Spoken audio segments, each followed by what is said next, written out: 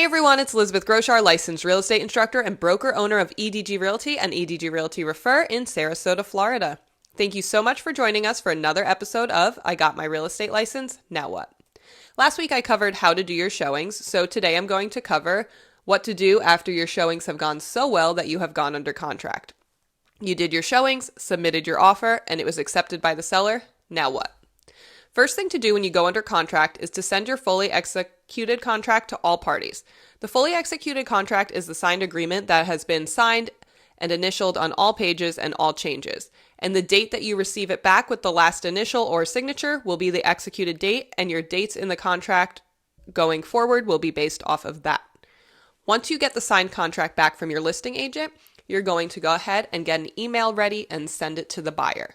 In my email, I like to include all of the important dates that the buyer needs to look out for, such as when to apply for a mortgage, when the inspection period is over, when the escrow is due, where it's going, when the mortgage approval is due, and so on. Basically, just all of the important dates in the contract. After I send that initial email, I go ahead and schedule emails that will be sent out 24 hours prior to the due date of each particular item, and I let the buyers know in my initial email that I will be doing this. In case they receive the email and they have already completed the item, they know they can just ignore it, but if they have not yet completed it, it will just be an extra reminder for them to get it done. I also attach the fully executed contract in there. So after I send that with the fully executed contract, I will then prepare an email for the lender and title company with the fully executed contract as well.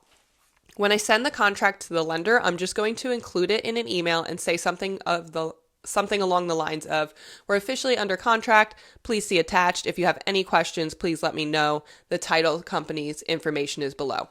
And then I'll enter the title company's information, and the lender needs this because they're going to be requesting some stuff from them, such as a loan commitment, balancing a closing statement, and sending all of their lender documents for your buyer to sign at closing. So then I set up an email to the title company as well, and I CC the buyer and the buyer only in that email. And I give the title company some additional information in addition to the fully executed contract. I always say, please confirm receipt of attached fully executed contract as well as the buyer's information sheet, so that way they are able to show me that they have received the contract. On the buyer's information sheet, I include buyer's contact information for the title company, and I will include lender's contact information. If there's a homeowners association, I will include it on there. And if your brokerage does not have one of these, you can always ask the title company if they have one. They usually do. Or if you want a copy of ours to see what it looks like, just shoot me an email, elizabethgroshar@forsalesrq.com. So now that you've sent the fully executed contract to the buyer, lender, and title company, you're going to go ahead and help your buyer schedule an inspection. I highly recommend to every single one of my customers, whether it's a brand new home or a home that is half done, one roof missing, walls missing, to always do a home inspection. And I always do this in writing. You only know what the seller or listing agent has told you about the property. And unless you're a general contractor, you should not be giving advice on the condition of any property. So if your buyer asks if they should get a home inspection, your answer should always be yes. And you should always recommend getting a home inspection. If they ask for recommendations on home inspectors, you should have a sheet of at least a couple and allow them to choose one, or they can always ask around to friends and family and see if anybody has a home inspector they recommend. So sending these emails and scheduling the home inspection should be done as soon as you're able to once you're under contract. After you have the home inspection scheduled, just email the listing agent to make sure that the time works for the seller and let them know, hey, the home inspection is scheduled for this date at this time. Please let me know if there's any issues. I would have your buyer schedule the home inspection directly, but you can help them if you need to. You want to make sure that the inspector has their contact information so they can do payment and have direct contact with him in case they have any questions. Let your buyer know that within the inspection period is likely going to be the only time that you're going to visit the house, and likely during the inspection is going to be the only time. So if they need measurements or anything like that, it should be done at the inspection.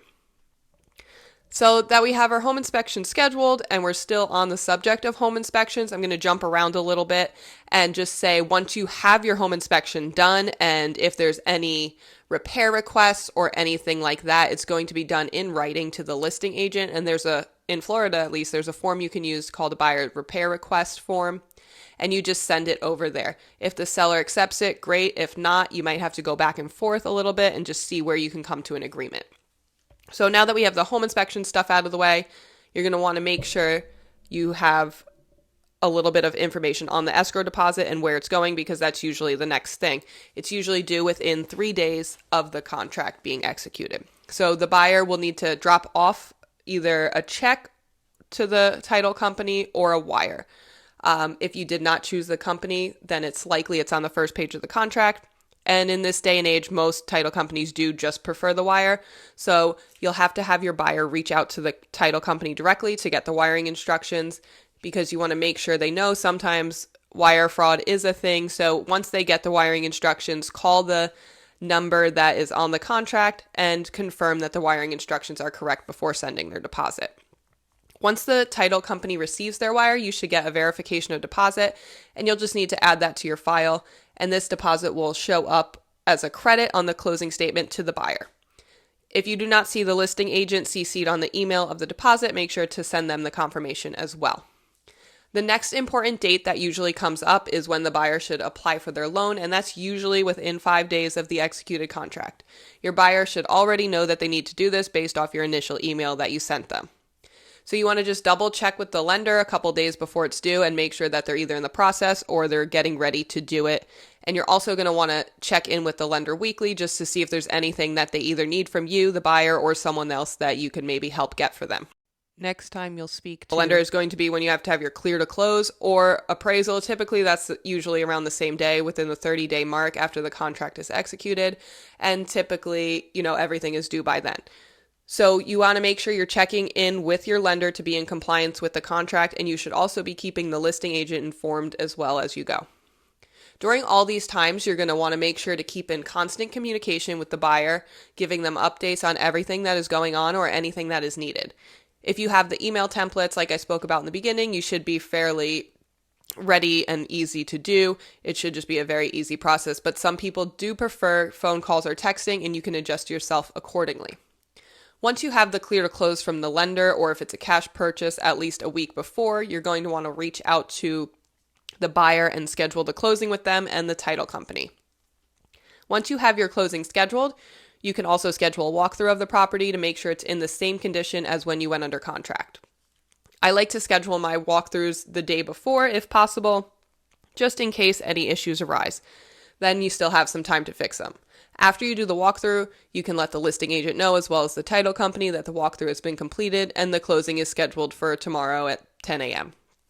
I recommend attending the closing with your buyer in case they have any questions, or going over the documents with them beforehand if you can't attend, and having any questions answered prior, so when they go in, it's a quick, easy signing.